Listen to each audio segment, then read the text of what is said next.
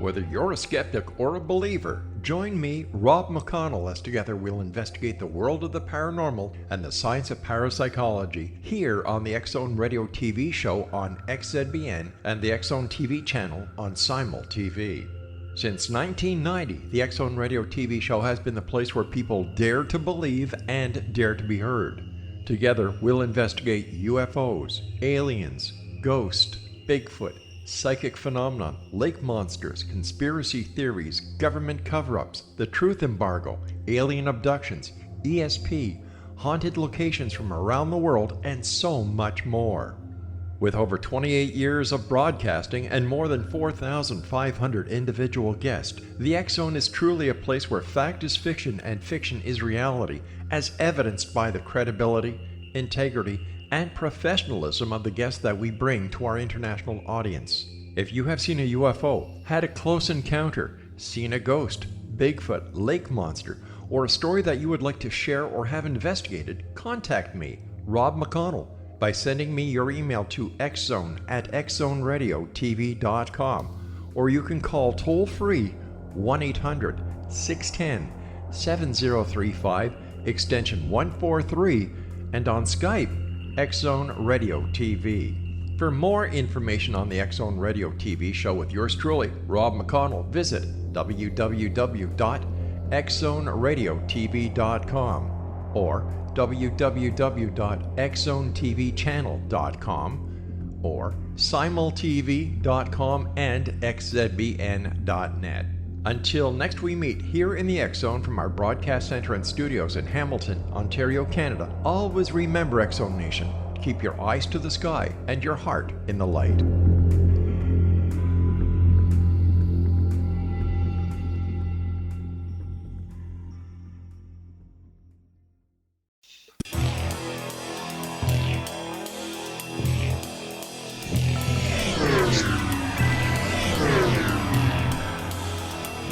This is A Different Perspective with Kevin Randle. A retired U.S. Lieutenant Colonel, Kevin Randle has been studying UFOs for nearly 50 years. Kevin has investigated some of the most famous UFO cases in the world and has been consulted for dozens of documentaries about UFOs. Considered one of the leading experts into the Roswell UFO crash of 1947, Kevin has written more than 25 books about UFOs, including the recently published Roswell in the 21st Century. Now, here's the host of A Different Perspective, Kevin Randle.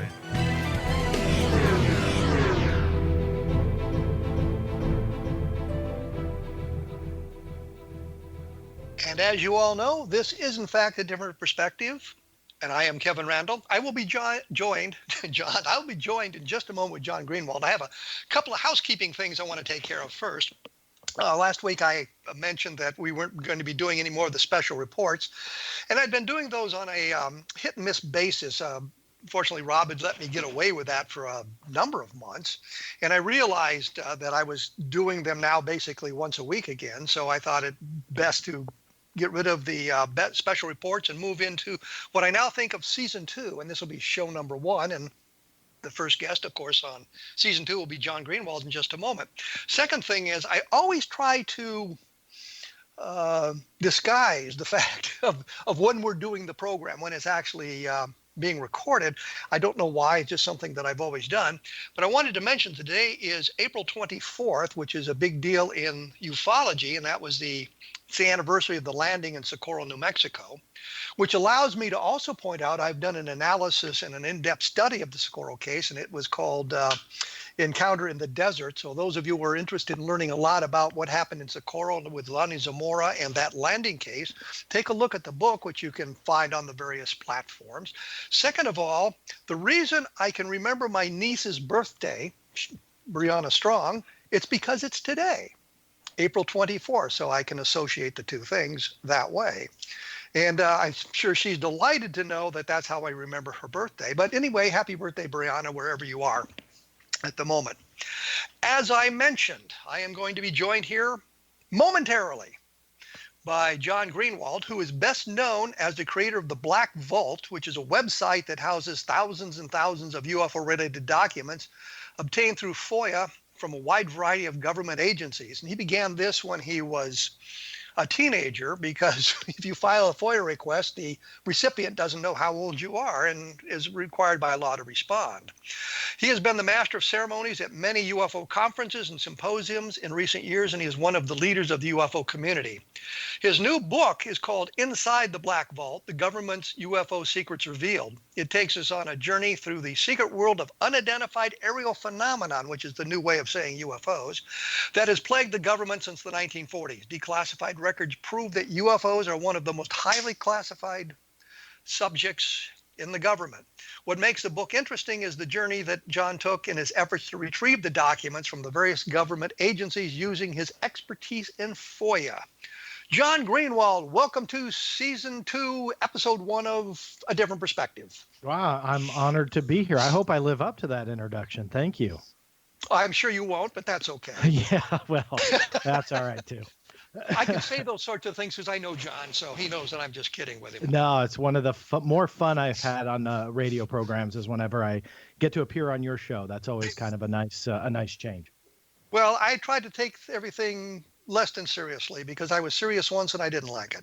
Yeah, that's no fun. That's for the birds anyway. Let me start off with the usual inane question that I'm sure everybody asks you. Why write the book? You know, I felt that now after 22 years of being involved with the research, but on top of that, just trying to hammer the government for answers and getting documents that in some cases and arguably even many cases have never been out before. And I think the case is proven to say that this is one of the biggest cover-ups that you can prove. Right? I believe that the evidence is overwhelming. And I think now's the time to just put the case out there and say, okay, look, the content is amazing in itself. The documents are fantastic.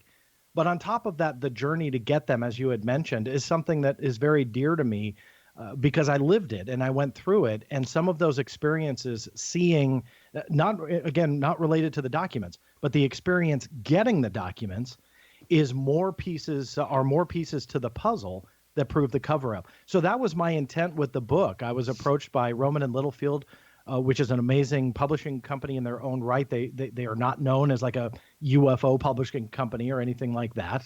They have an enormous amount of titles. So they're very well known, and they had approached me about doing this. And I thought, okay. I mean, I had written a book before, but this was definitely going to be a big undertaking. And but I did feel it was time. It was an idea that I was toying with, and here we are a couple of years after that contract was signed, about a year and a half after it was signed, and I'm proud of the end result. I mean, the book is really that culmination of 22 plus years and my experience, and I'm just kind of laying it all out there for others to digest. Well, I will note one thing, and I've had a number of guests on the program, especially in recent months, who have books out, but they all seem to be self-published. I can't find the publisher anywhere, or it turns out to be a vanity press. But this is a legitimate book from a legitimate publisher. Yeah, well, thank you. Yeah, and there's nothing wrong, I will say, with self-publishing, but it adds a bit of credibility, I want to say, just simply because the publishing company that I'm working with, and I'm not just saying this because they published my book, but what I truly mean is that they have really backed and supported this, and they believe in it. I mean, they saw my original proposal that they had asked for, and obviously they wanted to move forward with it. But they support this. That this isn't a book that is forced into a self-publishing realm just simply because. Again, fill in the blank. There's nothing wrong with the self-publish, but it was something that a big company wanted to back, and that was very motivating for me. Because I'm an insecure person deep down. I don't like to talk about it that much, but I'm insecure. It's like, well, if I write something 10 pages or 1,000 pages, who the heck is going to read it and who cares, And so for them to back it, it was very motivating for me to really dig in my archive. And I will say that there were documents that I had not seen in 15 plus years that I was digging out of my filing cabinets. I still have every single page that the U.S. government, U.S. military has sent me in the last 22 years. Obviously, going to an electronic format has been incredibly helpful. That way, my wife doesn't throw me out of the house. But I do have all those paper copies, and going back is an amazing thing for me, just remembering that I was in high school when I was doing some of these FOIA requests and seeing the actual documents that came in. It was a lot of fun for me on many different levels. Well, you caused me to think of many comments here. I'm afraid. I think it's I'm a family program, so careful, Kevin. I'm thinking specifically of when I started writing books, and I started writing action adventure books. I mean, they came to me and said, "Can you write a book about the Green Berets?" And I'm thinking, of course I can. And if he'd come to me and said, "Can you write a book about nurses?" I would have said, "Yes, of course I can." Yeah. I wanted to be a writer. So that was the inspiration. But my father said to me one day, "When are you going to write a real book?" Because all of the books had been paperbacks. Mm-hmm. You want to know when I was going to write a real book. I'm thinking, what do you mean a real book? This is a real book, that kind of thing. And the point simply is there's the level of snobbishness that goes on with this. Did you write a paperback book? Did you write a trade paperback book? Is it hardbound? Did you publish it yourself? Did you go to a vanity press? And there's all these layers that go on. And in the end, it's really, how good is the book? Yeah. What is the information in the book?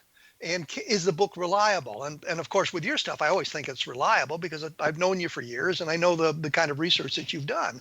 The other comment I wanted to make was the same thing that I discovered too, is I've been doing a book called The Best of Project Blue Book. Mm-hmm. Going back and looking at the Blue Book files and going through my files on this stuff. And I was finding stuff I didn't remember I had or remember that I had created or documents that I had. And I found an interview I'd conducted with Louis Fournet, who was the Pentagon liaison officer for UFOs in the 1950s, and that he had been in the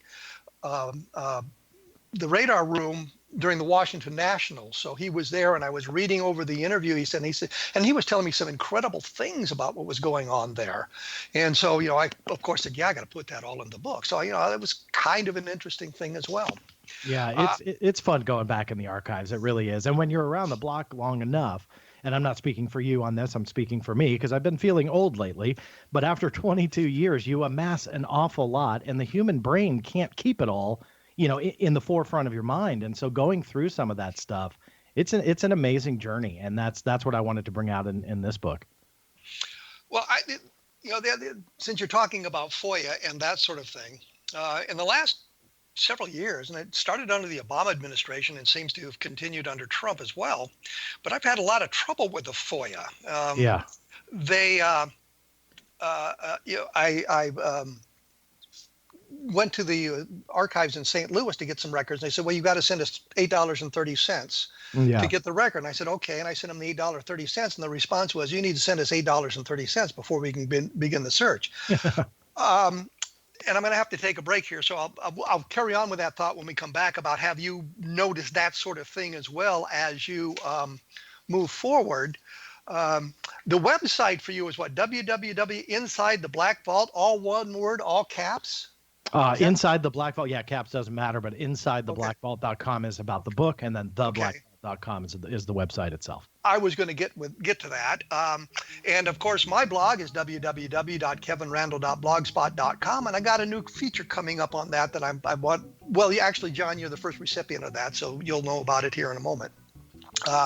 But we'll be talking about that. We'll be talking about trouble with FOIA and some of the other things that have been going on with UFOs in the very recent past here and where we're going to go in the future.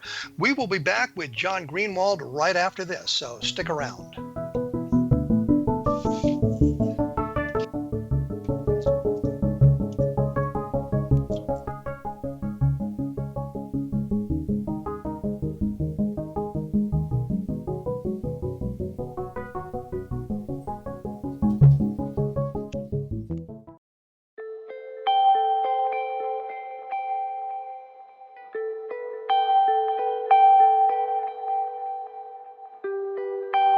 It's hard to listen to the news without realizing we're living in volatile, unprecedented times.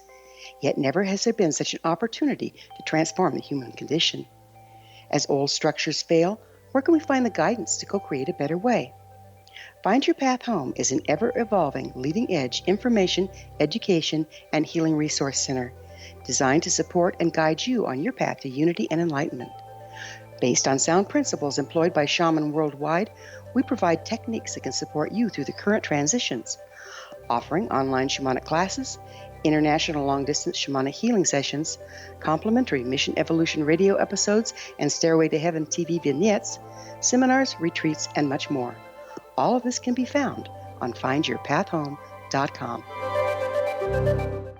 So I was watching the X Zone TV channel last night when I was abducted by aliens, and they kept repeating to me over and over again, simultv.com, simultv.com. What's simultv.com? That's what I asked them. They had it written on the side of their UFO. How do you spell that? UFO. No, I mean simultv.com. simultv.com. simultv.com. Right. simultv.com. Interesting that you were abducted by aliens in a simultv.com UFO last night. Oh, yeah? Yeah. Now that you mention it, I remember now last night I was awakened from a deep sleep. My great-grandmother was standing there. She said she'd come from the hereafter to tell me about simultv.com. She even spelled it out for me. simultv.com, sonny boy. simultv.com. simultv.com, sonny boy. Wow. Yeah. Guys, you'll never guess what my psychic guru just told me. simultv.com. Exactly. Are you guys psychic too? Of course. We all know about simultv.com. simultv.com.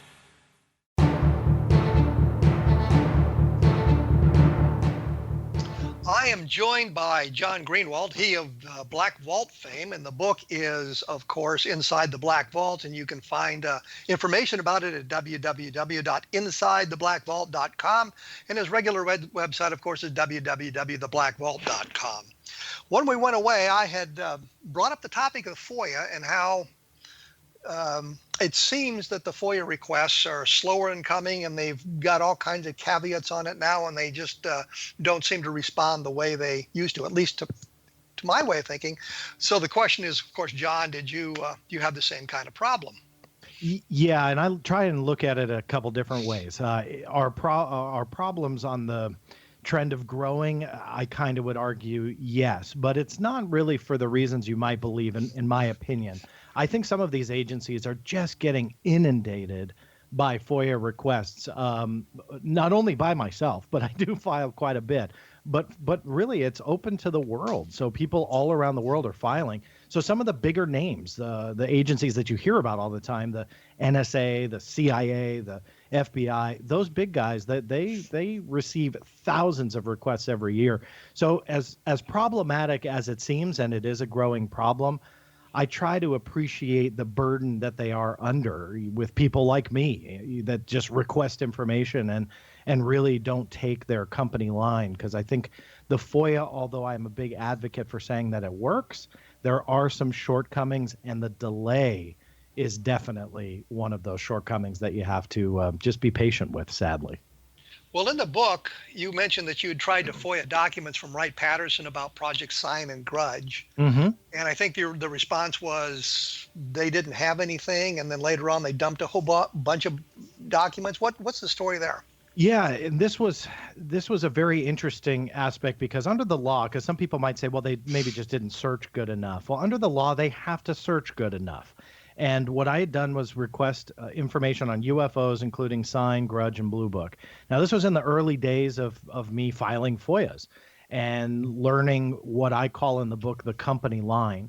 And the company line is, again, what I would define as the stance on what the U.S. government and the military wants you to believe. Part of that company line is the fact that all UFO information, and they stress in many of their documents, all UFO information, which includes Grudge, Sign, and Project Blue Book, their own investigation, was transferred to the National Archives. So they gave me what's called a no records response, and it's pretty self-explanatory. They did what they call exhaustive search, and they found nothing. But again, they gave me their company line that everything was in the National Archives. Fast forward, I think it was a couple of years, and I was reading a small article that was in UFO magazine, by the Bill Burns version of UFO magazine.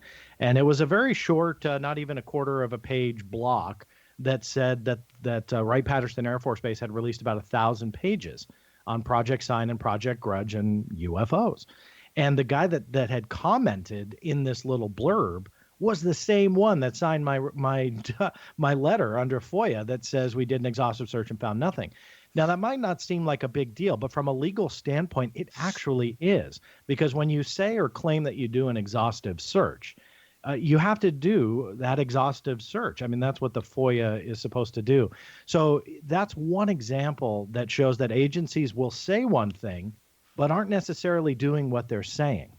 And I ended up getting those documents. And since then, I was told they were transferred over to the National Archives. But again, it really gave me an insight very early on using the FOIA that what they say is not necessarily what really happened. Well, I know I was searching from some documents from the Air Force, and I had sent the FOIA request to Maxwell Air Force Base because that's where Blue Book was housed at the time. And they said, no, we've sent it to the National Archives. So I FOIA'd the National Archives, and they said, no, that's held at Maxwell Air Force Base. So I'd come full circle. I went back to Maxwell Air Force Base, and they said, no, it's all been transferred. And I went back to the National Archives, and they said, you can get it from the government printing office. I'm thinking, what am I going to get from the government printing office that deals with FOIA? And of course, it was the Air Force's big fat Roswell report is what they were referring to. But they never did answer my question. I just got a runaround that took about two and a half years to get through to get an answer that was virtually useless. I'm sure you've had trouble like that as well. Yeah, well, 2.5 years, that's not a long wait. my record's 14 and a half, 14 and a half years for a document to come. That's insane. But of course, I'm being facetious. That's where the problem is with FOIA. And and two things with what you just said: the time frame that it takes to get a straight answer, and the lack of a straight answer. And a lot of times you see that. And I just struggled with the CIA, unrelated to UFOs, was all about mind control. And the documents went viral last year, but I bring up the story because it really shows the lengths that the government will go to not answer your question. Now, in fairness to them, and I hate to be fair in this regard, the FOIA does not require them to answer any questions. So in other words, you have to find ways to request information to get your question answered without specifically asking a question, if that makes sense. And so trying to clarify and get the documents or find out where they are is problematic, and it stretches far beyond UFOs. But not to just completely bash the FOIA. On the opposite end, I'm a big advocate that if you've got the patience, use it and go after documents. And not only am I trying to toot the book's horn, but what I tried to accomplish with the book is to show that the FOIA works, that you can get these nuggets of information. And I'm not talking about 5 or 6 pages.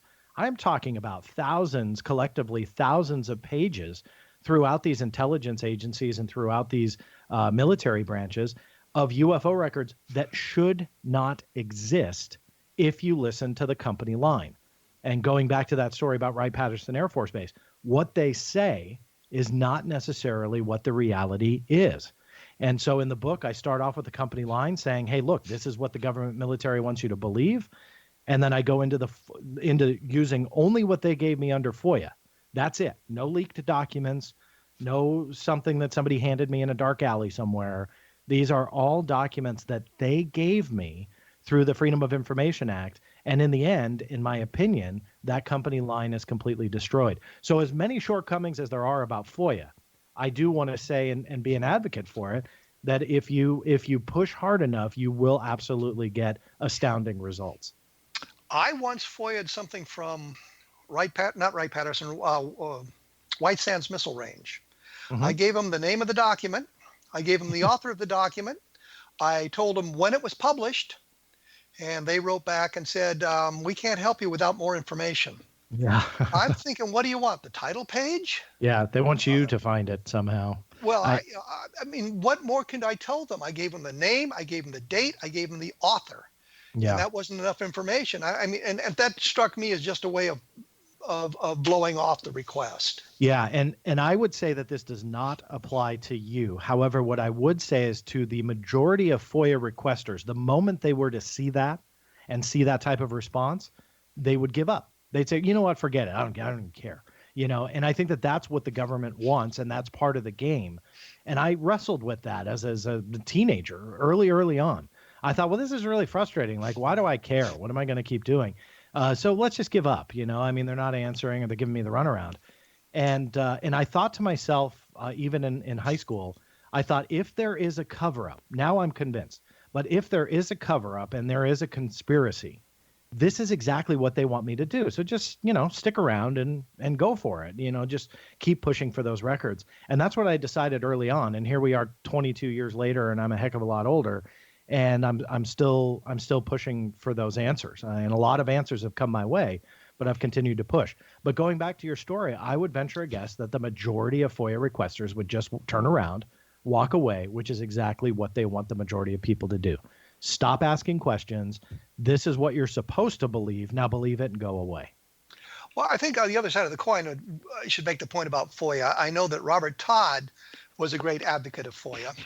And he had FOIA'd some information from, I think, the Department of State, and they dumped a whole bunch of documents on it. And by doing that, they inadvertently exposed Project Moondust. Yeah. Nobody had heard of Moondust. Nobody had a clue that Moondust existed. And the funny thing is, there's references to Moondust in the Project Blue Book files, if anybody had been carefully reading all the 12,000 cases. Because I found four that were labeled Moondust.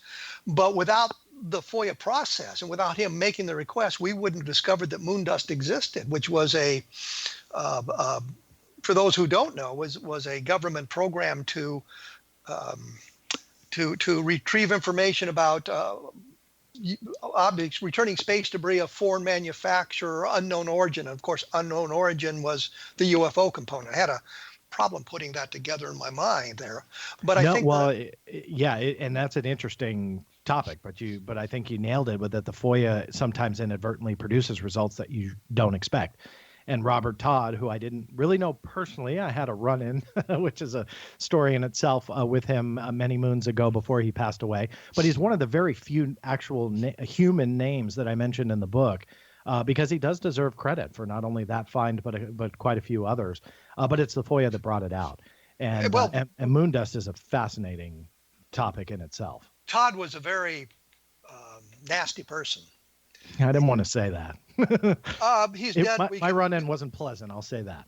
We can say that because he's dead and he can't sue us, so we can say that. Yeah. When we come back here in just a moment, I want to talk to you a little bit about Rob Mercer and the Blue Book files and how all that came about, because I know you mentioned that in the book, and I've talked to Rob Mercer on the program. Yeah. But I think that's a fascinating story, and we need to go a bit more into that. The book, of course, is Inside the Black Vault, The Government's UFO Secrets Revealed, and you can find that at www.insidetheblackvault.com. And of course, the website is www.theblackvault.com, where there's a lot of information.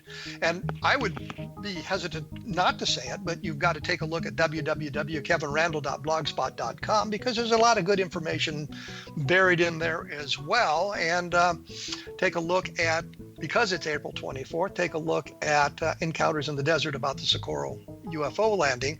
I will be back with John Greenwald in just a moment, so stick around.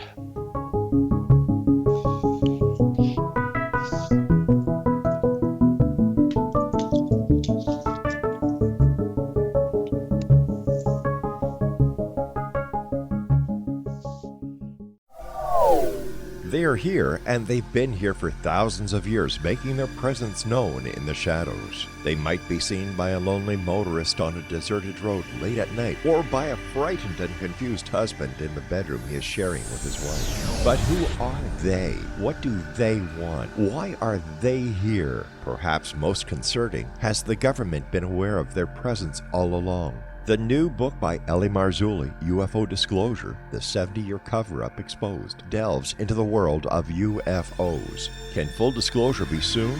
Order now and receive a free hour and 37-minute DVD on the UFO phenomenon. UFOs are real. Get both the book and the DVD, a $40 value, for only $19.99. To order your book and DVD today, go to lamarzulli.net. That's LAMARZULLI.net.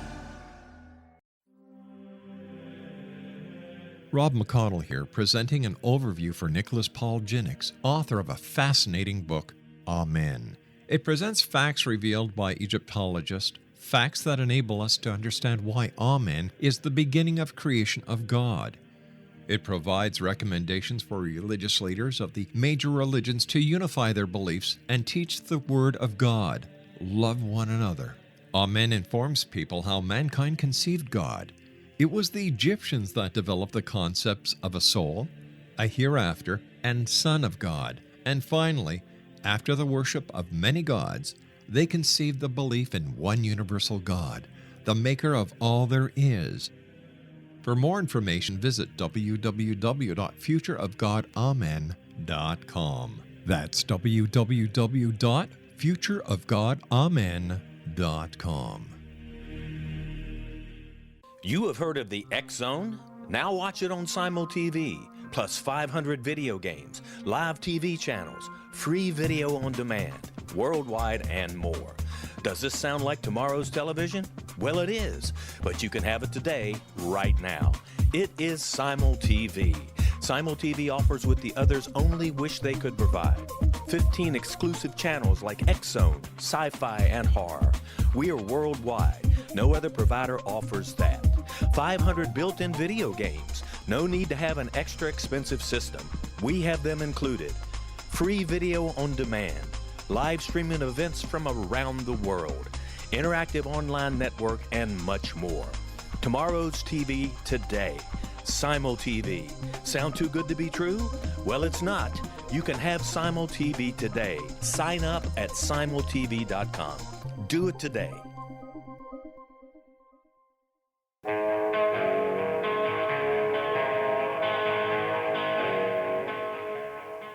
Sometimes I just feel like listening to the bumper music, but that doesn't seem to work. I don't know. I am joined by John Greenwald, he of the Black Vault, and the book Inside the Black Vault, the Government's UFO Secrets Revealed. When we went away, I had brought up Rob Mercer, whom he mentions in the Black Vault, and the Project Blue Book files. I know we've talked a little bit about that. And Carmen Marano, who I think technically was the last chief of Project Blue Book. He was the officer responsible for closing the things out after Quintanilla had left. You talk about Rob Mercer in the book. I do, yeah. Fill us in on that. Yeah, it's an amazing story. It's one of my favorites in 22 years. I was researching I work in television as a producer, and we were working on a show wherein I learned about Rob's story. And the show itself was touching Project Blue Book. And I had learned about Rob's story, which in a nutshell talked about a UFO investigator from Ohio that had stumbled upon a Craigslist ad that he would frequently search Craigslist and similar websites for people selling UFO memorabilia, or just to kind of see what he could find. And he came across a listing for a couple boxes of Project Blue Book documents, original, that somebody had found in their garage. So fast forward, he went and picked up these things. And kind of the nutshell version of the story after he started researching it and he purchased those boxes was that the home was recently sold by what was believed to be a retired Air Force officer, but they weren't sure who. And Rob, being a great investigator, went in and tracked down this Lieutenant Carmen Marano. And I guess he called him one day and introduced himself. And apparently the people that had purchased his home, he had accidentally left this stuff behind, or maybe not accidentally, he just didn't want it. Who knows? And so Rob and him start talking. And Lieutenant Marano said, well, I've got more. I've got some more boxes. And Rob ended up securing from Lieutenant Carmen Marano the remaining boxes of what he had taken from the Project Blue Book offices back in late 1969, early 1970, when it all shut down. And we should point out that the material that Marano saved was not classified. Correct. Yeah. Nor was it theft. That I also want to make that clear. There was nothing bad behind any of the intent here. It was all slated for the trash. It was all marked to be put in the dumpster. And so he took a souvenir, and again, not classified. There was no indication there was any classification. Let me interrupt here because I don't think souvenir is the correct word. In talking to him, it became clear that he thought the stuff shouldn't be destroyed, that somebody should have it, something good should come from it. So he took it home with the idea of reviewing the material and doing something with it. He just never got around to it. I got you. when Mercer showed up on the scene, he was glad to give it to somebody who was interested in the topic. So Morano saved the material because he didn't think it should be destroyed. Yeah, and souvenir was a bad word. Yes. I didn't quite mean to insinuate that he was just, taking a token home, but he obviously wanted to salvage it from the trash. Yeah, absolutely. And that's what he did. And decades later, got it to Rob's hand, who he's the one that I want to credit for not only getting the documents, but working tirelessly to digitize everything. So I'd reached out to Rob for the show that I was working on, introduced myself, and that's how he and I met. And so I said, hey, what are you doing with the documents? He said he put some online, but his website, he was thinking about maybe bringing it down, or he wasn't sure what he wanted to do. So I said, hey, look, all of my resources are yours. I will do whatever to help you preserve this and put it online, with full credit to you. So he and I started working together, and I wasn't sure what to expect because I had not seen it. I saw a few things. And so he starts saying, okay, well, I'll finish. This is motivating for me to start, finish up the scanning. He had started, but he had not finished it. And I started seeing these documents, and I was fairly familiar with the Project Blue Book collection. I mean, obviously there are tens of thousands of pages, so you can't really be in tune with everything, but I knew some of this stuff had never been seen before. And it really gave an inside look on Project Blue Book as a quote unquote investigation, again, part of the company line. And I'll bring up one that really, really stuck out to me, which were two investigations that were done in Florida. And the ranking Air Force officer who was tasked to go investigate a military personnel sighting. There were two airmen, I believe, with the Air Force, and he was it was so blatant on how he did the ranking officer approached the investigation, and how he did not care about it. Even called the airmen, the UFO witnesses, imbeciles and jerks in the title of this official report. Now, needless to say, it was never found in the official Blue Book files that I've ever seen, meaning that they probably cherry-picked a few, or maybe arguably a lot of them, out of the official files, because as the years progressed, I'm sure somebody there, even though the FOIA was not in full force as it is now, I believe it wasn't even passed until I forget the exact date, but around the late 60s and early 70s were the early budding stages. It's gone through a lot of different stages, but that wasn't really a thought on people's mind, especially in the military and government, that someday the public would access this. But I think that by looking for that specific document inside the official files and not finding it, but seeing that it is definitely real, the lineage of it, all traces out. It tracks back. There's no question in my mind that they're not legitimate. But my whole point is that there are things missing in the Blue Book files, using this as a prime example, that show that there are certain things that they did not want out. So obviously this was embarrassing because it showed the approach that they were calling airmen who saw UFOs imbeciles and jerks. But what about cases that had a little bit more evidence behind it? Did they hide stuff like that too? And so my whole point in this chapter with Rob's story, which is I'm not doing it justice. There's a lot of different facets to it. But the reason that I did this in the book was that for me, it's the nail in the coffin that Blue Book was not the investigation that we are all led to believe it was. Part of that is common sense, and it's safe to assume. But the other part is this is proof. This was showing that these guys and these investigators that were going out, ranking military officers, how they approached UFOs was a joke, and how they treated fellow airmen. We're not talking about Farmer Bob in the middle of Kansas, even though there's nothing wrong with Farmer Bob in the middle of Kansas, but these are fellow military personnel, and they are calling them imbeciles and jerks just because they saw UFOs. We can take a look at the Great Portage County chase, which was open close encounters of the third kind. Mm-hmm. And Quintanilla, who was the chief of Project Blue Book, wasn't even going to bother to go there. It's in Ohio. He's based in Ohio. He wasn't even going to go investigate until it was kind of forced on him by the interest expressed by the Michigan or the Ohio congressional delegation and the Michigan delegation as well. and talk to him. But you listen to the, or not listen, but read the transcript of the tape of the interview, and it's clear that he's shown up with an idea. You guys saw Venus, end of story. Yeah. And he's asking the questions to force feed them into this thing. And he's dealing with law enforcement officers. And well, of course, the upshot was it was so traumatic. The fallout was so traumatic for the police officers that they quit the police force and went different directions. So there's that downside as well. But from what you say is, yeah, I've seen the same thing in some of the documents where it's clear that they're not interested in investigating. They're interested in getting an answer. And if you don't have an answer, we'll give it to you, and we expect you to follow the line, the company line there. Yeah, and that was it. It was just solidifying the company line. I pulled up the document just so you know exactly what it said. This is an official report for the UFO sighting. Happened in July of 1969.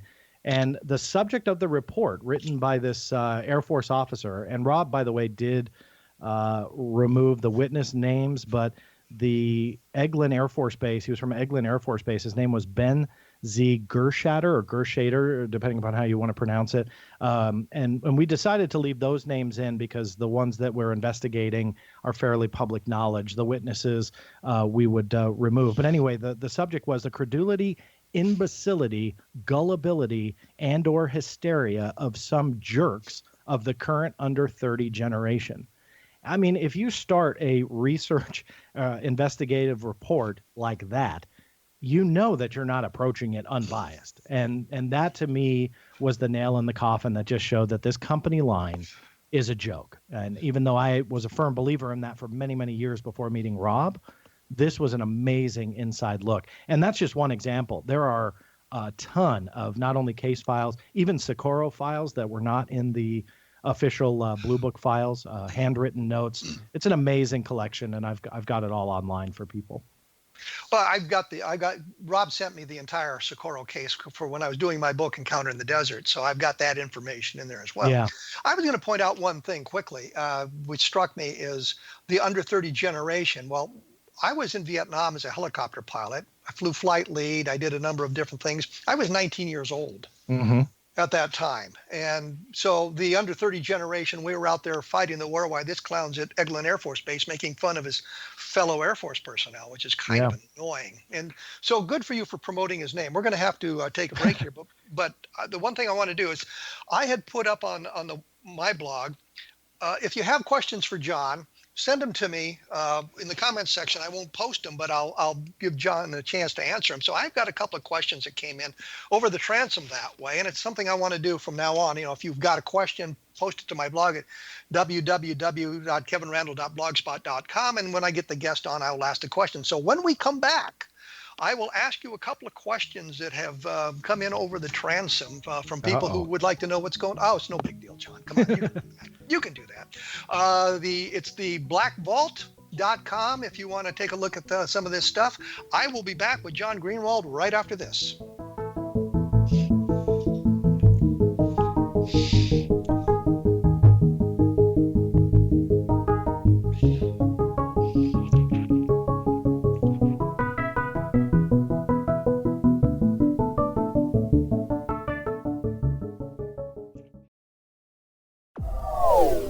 They are here, and they've been here for thousands of years, making their presence known in the shadows. They might be seen by a lonely motorist on a deserted road late at night, or by a frightened and confused husband in the bedroom he is sharing with his wife. But who are they? What do they want? Why are they here? Perhaps most concerning, has the government been aware of their presence all along? The new book by Ellie Marzulli, UFO Disclosure, the 70-year cover-up exposed, delves into the world of UFOs. Can full disclosure be soon? Order now and receive a free hour and 37-minute DVD on the UFO phenomenon. UFOs are real. Get both the book and the DVD, a $40 value, for only $19.99. To order your book and DVD today, go to lamarzulli.net. That's LAMARZULLI.net. Christopher Fulton is a survivor of the national security state. All he wanted to do was preserve history when he acquired a Cartier watch from the estate of President Kennedy's personal secretary.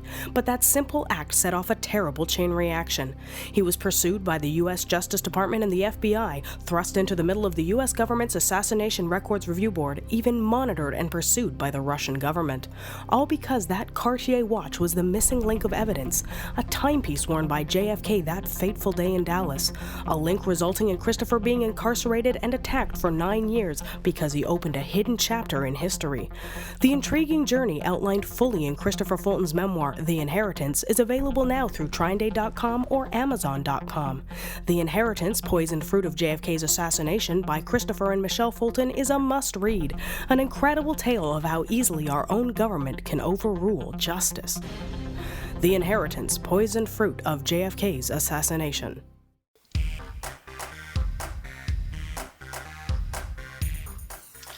I am with John Greenwald, he of the Black Vault, and www.theblackvault.com, and the book is Inside the Black Vault, The Government's UFO Secrets Revealed. And you can take a look at that at www.insidetheblackvault.com. When we went away, John, I teased you with the idea that I had gotten a number of questions from people that they wanted me to ask you when I had you on the program here. Yes. So we're going to do that now. Perfect. One of the guys was worried about your request to the U.S. intelligence agencies and wondered if you ever feared that they would use their vast resources of their agencies to retaliate for some of the things that you were publishing. You know, it's a great question, and I appreciate the concern. The short answer is, was I concerned about it? Not really. The more people that saw the documents, I felt that if there ever was any malicious intent, the more people that saw what I was publishing, the better. But honestly, 22 years later, I've never had any issue, not officially. I've had 18, 19 death threats since I've started.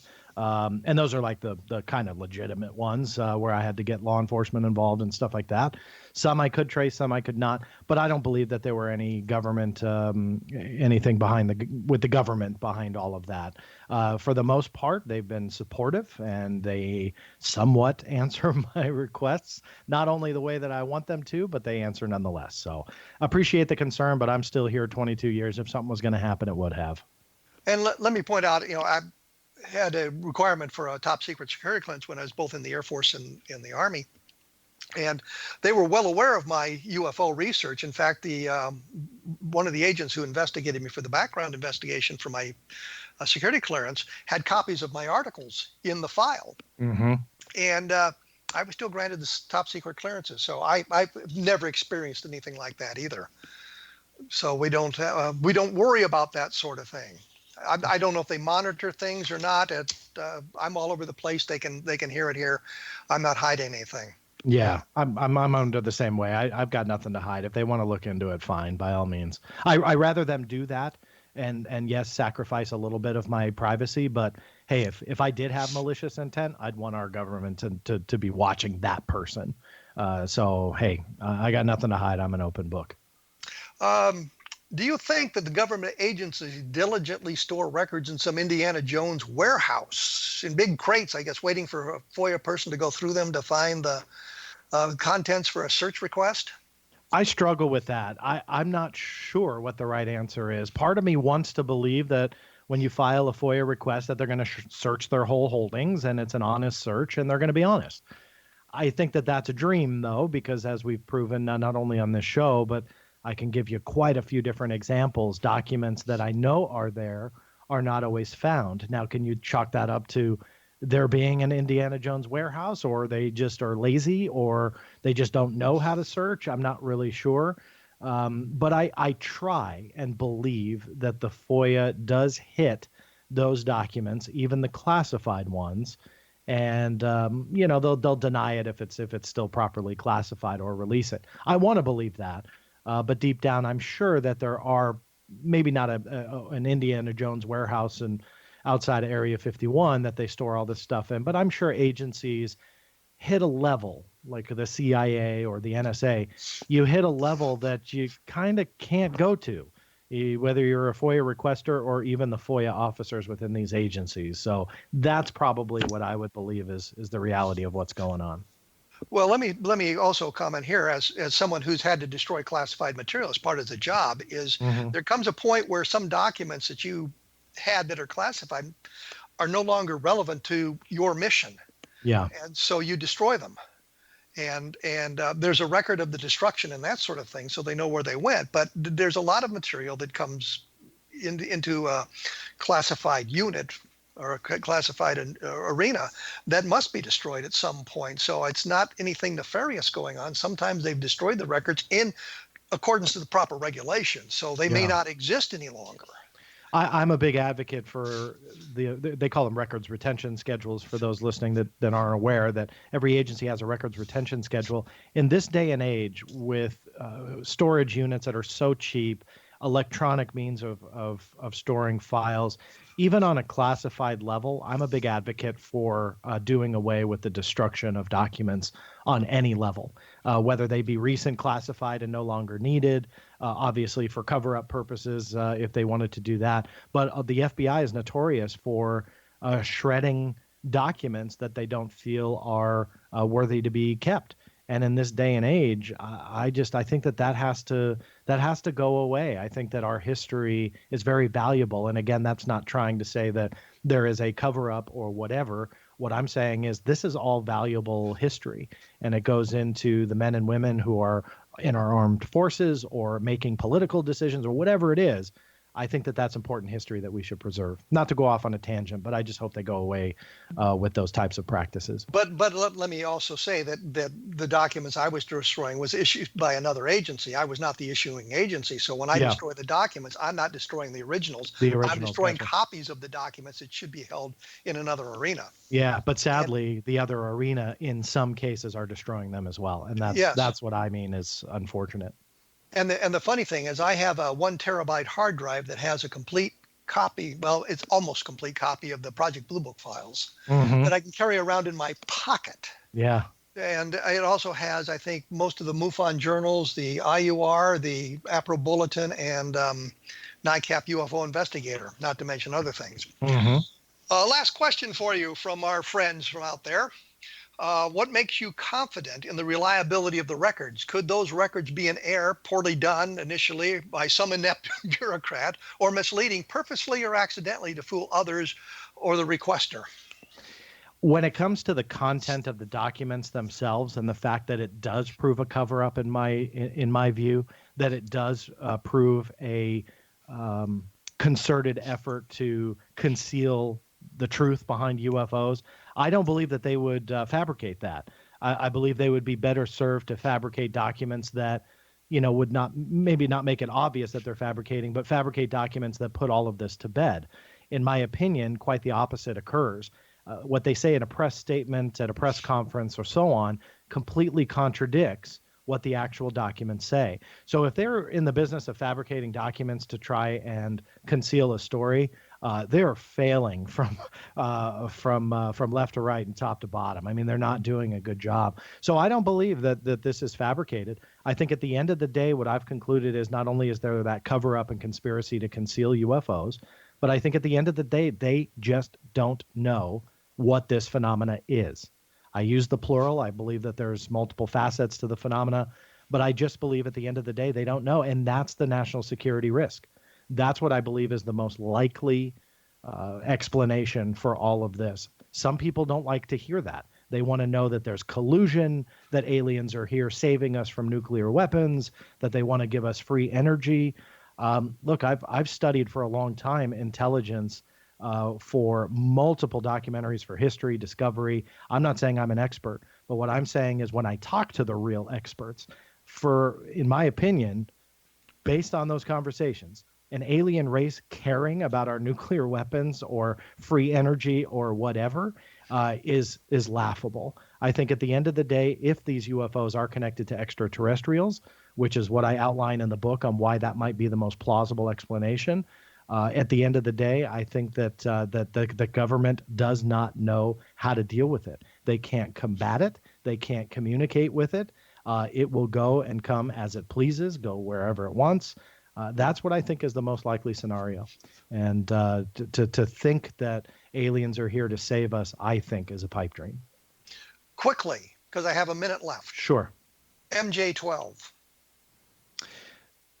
If there is any truth to it, and I don't know, I don't have a yes or no answer. If there's any truth to it, the original documents that surfaces are probably going to be your real documents, and everything that has come thereafter, and there's like hundreds of documents that have come around, and I'm not trying to take away from the research of the Woods, but I think that muddies the water at that point to not be able to give a yes or no. So I think if there is truth to it, those original ones that have come out. But I don't know. It's a stretch for me to say yes. I believe MJ is 12 is solid. I don't have enough proof to say that in my mind. Well, that allows me to say I just updated the book Case MJ12, where I come to a conclusion that the documents, all of them, are fabricated. And I found the real Majestic document. It's a document labeled Top Secret Majestic, and it deals with the logistics of supporting an attack from the Soviet Union through the Fulda Gap in Europe. It's a logistics to counter that. So there is a Majestic document, but it has nothing to do with UFOs. Yeah, I'd be curious to see that. And that's what I think. Those are the discoveries that I think have to be made to either solidify that this was proof of something, or what it sounds like you're saying is solidify that it's a hoax. And then that doesn't surprise me, to be honest with you. I'll try to email you a copy of the I think it's like a 4-page document, and so you can take a look at that. Yeah, John Greenwald, thank you for joining me here on A Different Perspective. The website is www.theblackvault.com. The book is Inside the Black Vault, The Government UFO Secrets Revealed, and you can learn more about that at www.insidetheblackvault.com. John, thank you very much. Thank you. I appreciate it. We will be back next week, believe it or not, with Larry Holcomb, who's going to tell us about UFOs and the president in the book that he has written about that. If you have questions for him, visit me at www.kevinrandle.blogspot.com. Send a comment. Those are moderated, so they don't appear automatically at the end of the column. They show up to me personally, and then I can either delete them or send them off. If we get some good comments, I'll read them on the air. We'll see if we can't get some answers from Larry Holcomb about his book about presidents and the UFO. And I venture to say that George Washington will not be among the presidents who had a UFO experience. I will be back in 167 hours with another edition of A Different Perspective. Take a look at Roswell in the 21st century and encounters in the desert about Socorro, because this is the 24th. We will be back next week. Thank you.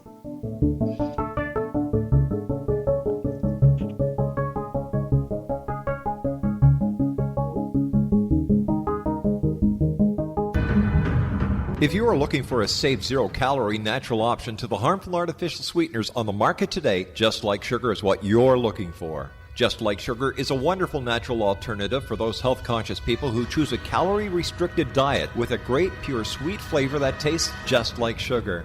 Just Like Sugar is a great natural option for people suffering from diabetes and may be useful in restricted diet programs where standard sugars are not allowed and does not cause a laxative effect of some other sweeteners. Just Like Sugar comprises a perfect blend of chicory root fiber, natural calcium, natural vitamin C, and Just Like Sugar's sweetness comes from the natural flavors from the peel of the orange.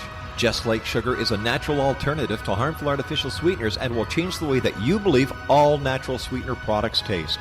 Just Like Sugar is available at your local Whole Foods markets, Wild Oats markets, Henry's, Sun Harvest, and many other fine natural food stores in the U.S., Canada, and worldwide. They are here, and they've been here for thousands of years, making their presence known in the shadows. They might be seen by a lonely motorist on a deserted road late at night, or by a frightened and confused husband in the bedroom he is sharing with his wife. But who are they? What do they want? Why are they here? Perhaps most concerning, has the government been aware of their presence all along? The new book by Ellie Marzulli, UFO Disclosure, the 70-year cover-up exposed, delves into the world of UFOs. Can full disclosure be soon? Order now and receive a free hour and 37-minute DVD on the UFO phenomenon. UFOs are real. Get both the book and the DVD, a $40 value, for only $19.99. To order your book and DVD today, go to lamarzulli.net. That's LAMARZULLI.net. You have heard of the X Zone? Now watch it on Simul TV, plus 500 video games, live TV channels, free video on demand, worldwide, and more. Does this sound like tomorrow's television? Well, it is, but you can have it today, right now. It is Simul TV. Simul TV offers what the others only wish they could provide. 15 exclusive channels like X Zone, sci-fi, and horror. We are worldwide. No other provider offers that. 500 built-in video games. No need to have an extra expensive system. We have them included. Free video on demand. Live streaming events from around the world. Interactive online network, and much more. Tomorrow's TV today. Simul TV. Sound too good to be true? Well, it's not. You can have Simul TV today. Sign up at simultv.com. Do it today.